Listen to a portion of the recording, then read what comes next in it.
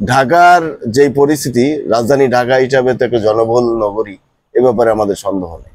সমস্যা হয়ে গেছে একটা পরিকল্পিত ব্যবস্থাপনার একটা বড় অভাব দাঁড়িয়েছে, বিশেষ করে ট্রাফিক, তারপরে সমাবেশ, সমাবেশগুলোর কথা তো বলা যাবেই।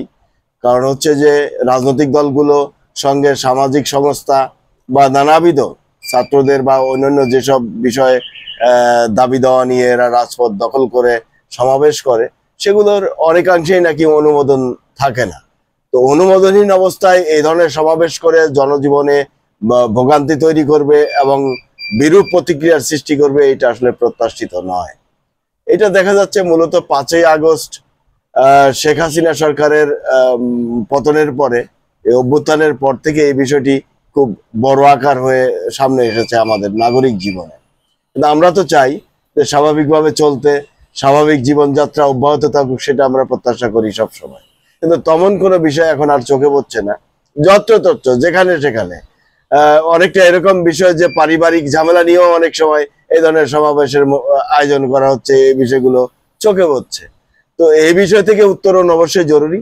নগর ব্যবস্থাপনা, ট্রাফিক ব্যবস্থাপনা, পুলিশের আইন শৃঙ্খলা রক্ষাকারীর সদস্যদের বা আইন শৃঙ্খলা রক্ষাকারী কর্তৃপক্ষের উচিত এই ধরনের একটি সুষ্ঠু ব্যবস্থাপনায় নিয়ে আসা। অনেকের কাছ থেকে জানা যায় যে বড় রাজনৈতিক দলগুলো নাকি সমাবেশের আগে কোনো অনুমতি নেয় না। বিষয়টি অত্যন্ত দুঃখজনক। তারা অনুমতি না নিলে পরে ছোট ছোট দলগুলো তারা কিভাবে অনুমতি নেবে?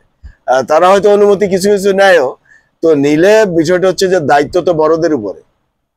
বড় দলগুলোর উচিত অনুমোদন নিয়ে সমাবেশ করা এবং সমাবেশে যেসব নির্দিষ্ট স্থান রয়েছে সেখানেই করা। যত্রতত্র রাস্তার মধ্যে, মানে মোড়ের মধ্যে এই ধরনের সমাবেশ করে জনজীবন স্তব্ধ করে দেওয়া, এটা আসলে কোনো নৈতিকতা এবং জাতি হিসাবেও আমাদের যে অগ্রগণ্যতা, অগ্রগতির যেই ধারা, সেই বিষয়টিও ব্যাহত হচ্ছে। নৈতিকতার ক্ষেত্রেও আমরা পতিত হচ্ছি এবং সামাজিকভাবে আমরা আসলে বহির্বিশ্ব আমাদের ভাবমূর্তি ক্ষুণ্ণ হচ্ছে বলে আমার কাছে মনে হয়।